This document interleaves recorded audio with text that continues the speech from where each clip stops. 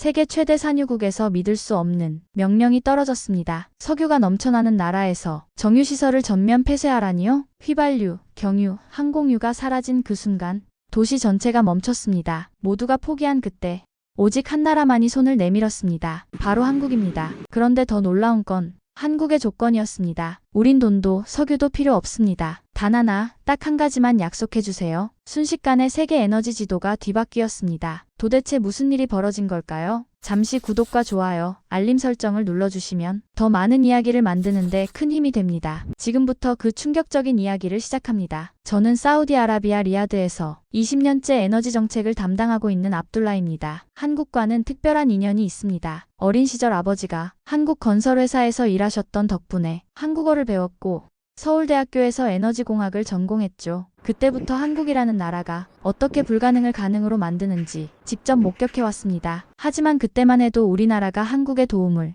요청하게 될 줄은 몰랐습니다. 2024년 12월 어느 날 에너지전략연구소의 긴급회의실에는 긴장감이 팽팽했습니다. 에너지부 장관부터 사우디 최대 에너지기업 최고 경영자까지 모든 핵심 인물들이 모였습니다. 회의 주제는 충격적이었습니다. 세계 최대 석유 보유국인 우리나라가 에너지 위기에 직면했다는 것이었죠. 장관이 무거운 표정으로 입을 열었습니다. 현재 우리가 처한 상황을 정확히 파악해야 합니다. 석유 매장량은 세계 2위이지만 정제 능력은 수요를 따라가지 못하고 있어요. 사우디 최대 에너지기업 기술 담당 이사가 자료를 펼쳐 보였습니다.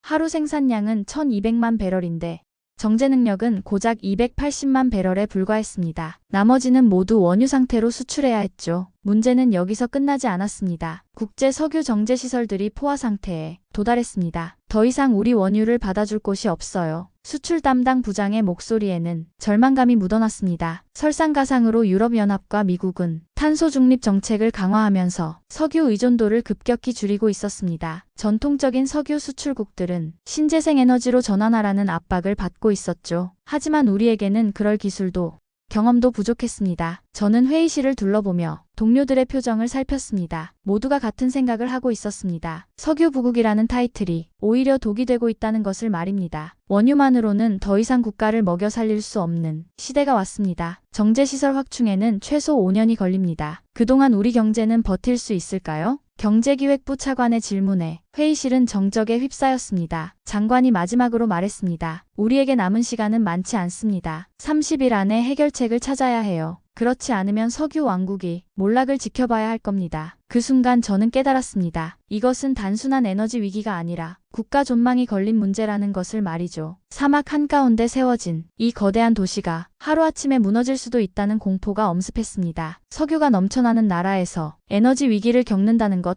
이보다 아이러니한 상황이 있을까요? 회의가 끝난 후 저는 곧바로 정제시설 현장으로 향했습니다. 라스타누라 정제단지는 사우디아라비아의 심장과도 같은 곳이었죠. 하지만 현실은 참담했습니다. 40년 된 낡은 정제탑들이 검은 연기를 뿜어내며 신음하고 있었습니다. 현장 책임자인 파이살이 저를 맞았습니다. 압둘라, 상황이 심각해요. 정제효율이 계속 떨어지고 있습니다. 정제시설을 둘러보며 절망감을 감출 수 없었습니다. 원유는 끝없이 들어오는데 정제된 석유 제품은 턱없이 부족했습니다. 이것이 바로 우리가 직면한 함정이었습니다. 휘발유와 경유 생산량이 국내 수요조차 못 따라가고 있었죠. 그때 제 휴대폰이 울렸습니다. 물류회사 사장인 하산이었습니다. 압둘라, 큰일 났어요. 경유 부족으로 트럭 운행이 중단됐습니다. 전화를 끊고 나서 또 다른 전화가 걸려왔습니다. 국영항공사 운항관리팀장이었습니다. 항공유 공급이 불안정해서 국제선 운항 스케줄을 줄여야 한다는 내용이었습니다. 석유 제품 부족이 물류, 항공,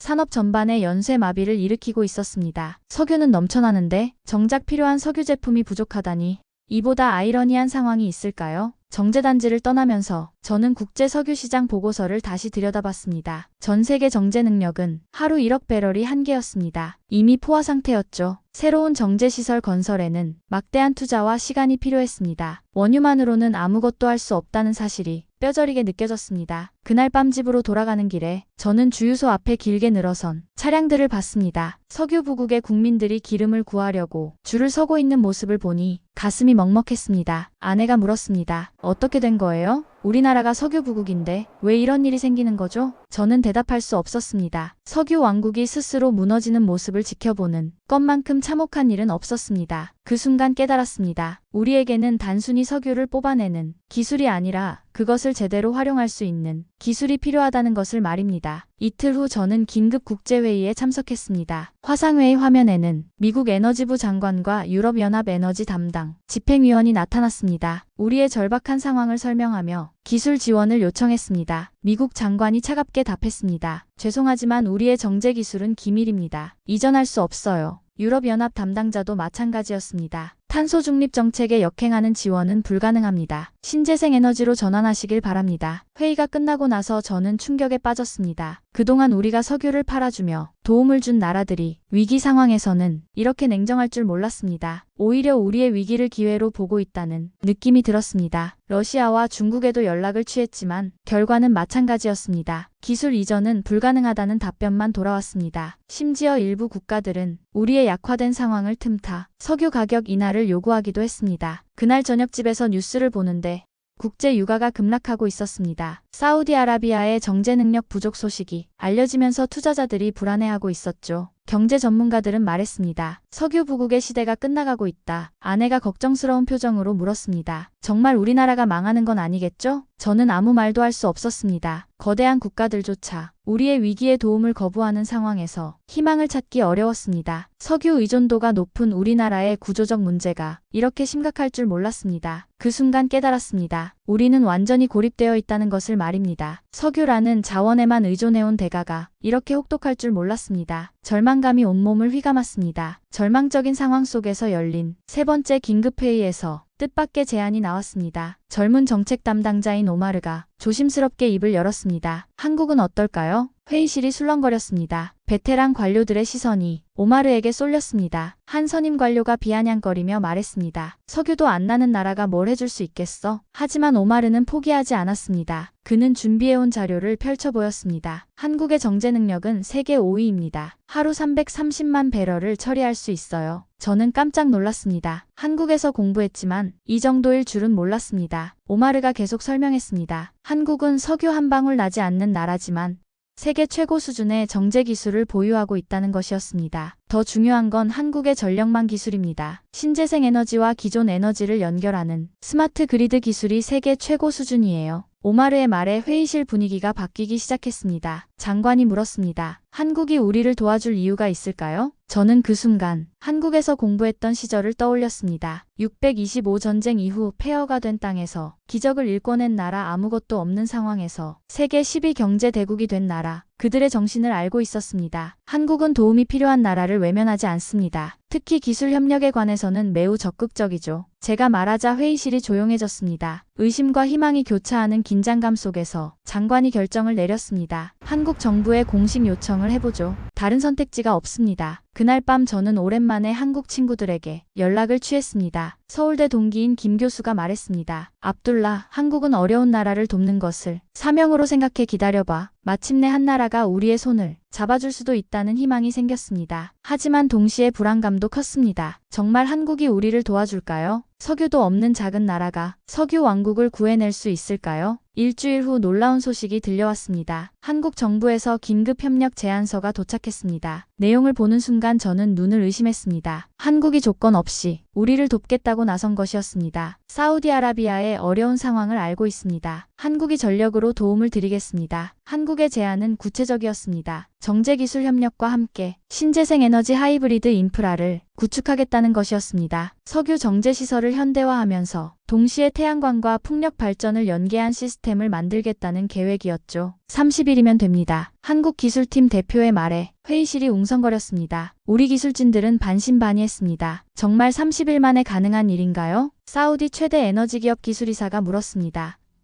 한국 대표가 자신 있게 답했습니다. 한국은 불가능을 가능으로 만드는 경험이 많습니다. 믿고 맡겨주세요. 가장 놀라운 것은 한국이 요구한 조건이었습니다. 기술료나 로열티 같은 것이 아니었습니다. 단 하나의 조건만 제시했습니다. 기술 자립 후 다른 어려운 나라들에게 선한 영향력을 전파해주세요. 저는 감동받았습니다. 이익을 추구하는 것이 아니라 진정으로 도움을 주려는 마음이 느껴졌습니다. 이것이 바로 제가 한국에서 배운 정신이었습니다. 회의가 끝나고 장관이 저에게 말했습니다. 압둘라, 한국에 대해 잘 알고 있으니 당신이 협력 총괄을 맡아주세요. 그날 밤 저는 한국 친구들에게 감사 인사를 전했습니다. 김 교수가 말했습니다. 우리는 도움받은 경험이 있어서 남을 돕는 것을 당연하게 생각해. 함께 해보자. 무조건적인 도움 선언. 한국 특유의 반전이 시작되고 있었습니다. 절망적인 상황에서 희망의 빛이 보이기 시작했습니다. 정말 기적이 일어날 수 있을까요? 2025년 1월 첫째 주. 한국 정제 및 에너지 전문가팀이 사우디아라비아 현지에 도착했습니다. 총 10명의 전문가가 라스타누라 정제단지로 몰려왔습니다. 저는 그들을 안내하며 한국 기술진들의 체계적인 접근 방식에 감탄했습니다. 한국팀 총괄 책임자인 박 과장이 말했습니다. 먼저 현재 상황을 정확히 파악해야 합니다. 문제점을 찾아서 해결책을 제시하겠습니다. 첫 번째 단계는 노후 정제시설의 즉각적인 복구였습니다. 한국 기술진들은 40년 된 정제탑을 스마트 정제 시스템으로 업그레이드하기 시작했습니다. 첨단 센서와 자동화 시스템을 설치하면서 효율성을 극대화했습니다. 이 시스템으로 정제 효율을 30% 향상시킬 수 있습니다. 한국 기술자가 자신있게 말했습니다. 동시에 두 번째 단계가 진행되었습니다. 태양광과 풍력 발전 시설을 정제단지와 연계하는 하이브리드 에너지망 구축이었습니다. 사막의 강렬한 태양과 바람을 활용해서 정제시설 운영 비용을 절감하는 시스템이었죠. 신재생 에너지로 생산한 전력을 정제 과정에 활용하면 원가를 크게 줄일 수 있어요. 한국 에너지 전문가가 설명했습니다. 가장 놀라운 것은 작업 속도였습니다. 한국 기술진들은 낮에는 현장 작업을,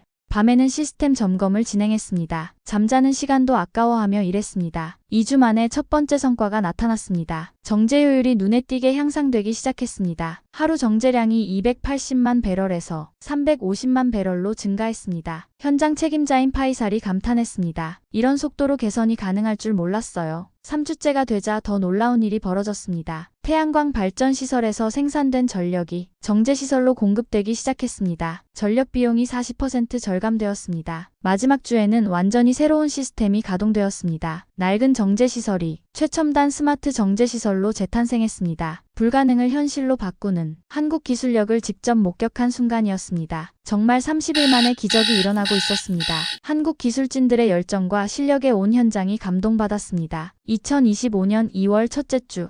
드디어 새로운 시스템이 본격 가동되었습니다. 결과는 모든 예상을 뛰어넘었습니다. 하루 정제량이 450만 배럴로 증가했습니다. 기존 대비 60% 향상된 수치였습니다. 한국팀 총괄 책임자인 박 과장이 보고했습니다. 이제 국내 수요를 충족하고도 남는 석유 제품을 수출할 수 있습니다. 더 놀라운 것은 신재생 에너지 부문이었습니다. 태양광과 풍력 발전으로 생산된 전력을 주변 국가에 수출하기 시작했습니다. 사우디아라비아가 석유뿐만 아니라 청정 에너지 수출국으로 변신한 것이었습니다. 국제 에너지 시장의 반응은 폭발적이었습니다. 사우디아라비아가 석유 제품과 신재생 에너지를 동시에 공급할 수 있는 유일한 국가가 되었습니다. 유가는 안정세를 찾았고 청정 에너지 수출로 새로운 수익원이 생겼습니다. 이제 우리는 진정한 에너지 강국이 되었습니다. 에너지부 장관이 감격스러워했습니다. 소식은 중동 전역으로 퍼졌습니다. 아랍에미리트, 쿠웨이트, 카타르 등 주변국들이 한국-사우디아라비아 모델을 벤치마킹하겠다고 나섰습니다. K-에너지 모델이라는 용어까지 생겨났습니다. 한 달 후 국제 에너지 포럼에서 발표할 기회가 생겼습니다. 저는 전 세계 에너지 전문가들 앞에서 말했습니다. 한국의 도움으로 불가능이 가능해졌습니다. 에너지 전환의 새로운 모델을 제시하고 있습니다. 세계 에너지 주도권이 변화하고 있었습니다. 기존의 석유 의존 구조에서 벗어나 기술과 협력을 바탕으로 한 새로운 패러다임이 시작되었습니다. 한국과 사우디아라비아의 연합이 그 중심에 있었습니다. 가장 인상적인 것은 다른 나라들의 반응이었습니다. 처음에 우리를 외면했던 미국과 유럽이 이제는 협력을 요청해왔습니다. 하지만 우리는 이미 한국과 함께 새로운 길을 걷고 있었습니다. 기술과 협력이 에너지 안보의 핵심이었습니다. 저는 깨달았습니다. 세계 에너지 판도가 완전히 뒤바뀌는 역사적인 순간을 목격하고 있었습니다. 2025년 3월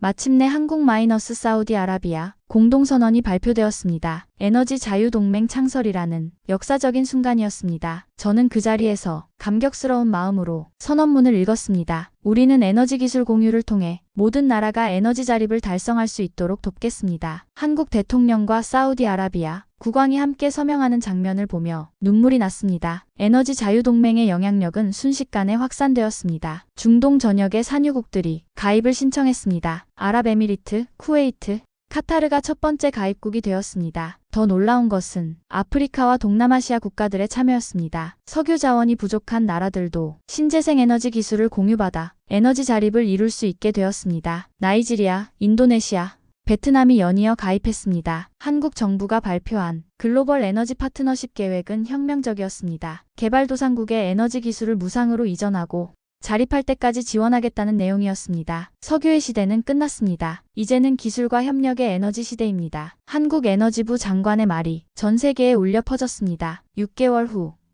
저는 아프리카 에너지 포럼에 참석했습니다. 나이지리아 에너지 장관이 감사 인사를 전했습니다. 한국과 사우디아라비아 덕분에 우리도 에너지 자립을 이룰 수 있었습니다. 한국의 도움이 자립으로 이어지고 다시 다른 나라들에게 확산되는 선순환 구조가 만들어졌습니다. 이것이 바로 한국이 처음에 제시했던 조건이었습니다. 선한 영향력의 전파 말입니다. 1년 후 전 세계 50개국이 에너지 자유동맹에 가입했습니다. 에너지 빈곤 국가들이 하나씩 자립을 이뤄갔습니다. 인류 공동 번영의 꿈이 현실이 되고 있었습니다. 그날 밤 저는 아내와 함께 리야드 야경을 바라보며 말했습니다. 한국이 우리를 구해준 게 아니라 인류 전체를 구해준 것 같아요. 세계 최대 산유국이 한국에 보낸 SOS는 단순한 도움 요청이 아니었습니다. 새로운 에너지 시대를 여는 신호탄이었습니다. 그리고 한국은 그 신호에 무조건적인 사랑으로 응답했습니다. 이것이 바로 진정한 국제협력의 모습이었습니다.